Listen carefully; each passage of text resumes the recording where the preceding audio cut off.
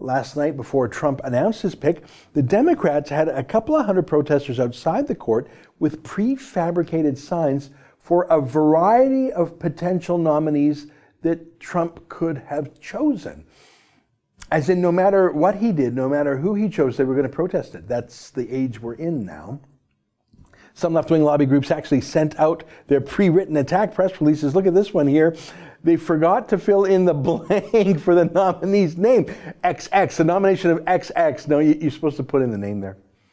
But despite the fake outrage, it serves a purpose, you know. It forces the president to think carefully about who he's going to choose. They generally have to have some real talent and real merit and a real track record before being nominated, and they generally have to be ideologically temperate enough to carry the Senate.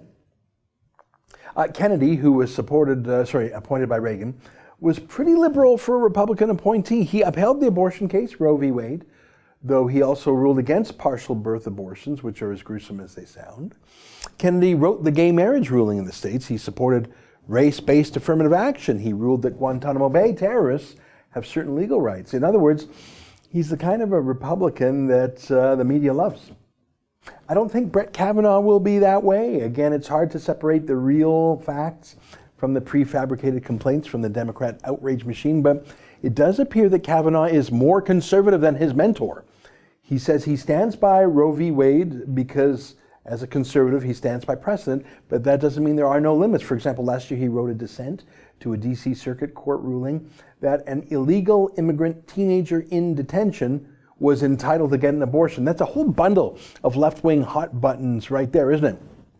Kavanaugh said the U.S. Constitution did not grant, quote, a new right for unlawful immigrant minors in U.S. government detention to obtain immediate abortion on demand, unquote.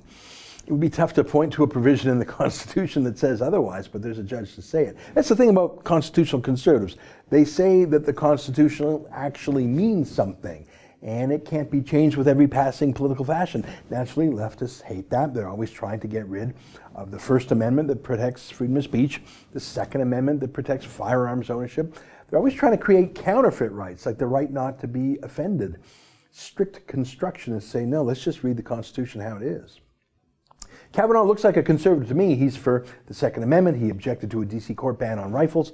He has opposed overreach by environmental regulators. I like the look of him. And that's the thing about winning elections. As Barack Obama kept telling Republicans for 8 years, winning and losing has consequences. Hillary Clinton did not win. She does not get to choose the nominees. That's just how it is. And the rules that the Democrats put in place during Obama's 8 years in power to allow Obama greater latitude without having to bother with Republican approval in the Senate, well, all of those powers are now inherited by Trump. That's an excerpt from my daily TV show, The Ezra Levant Show. Normally it's behind a paywall, but I thought you'd like this video, so we put it on YouTube.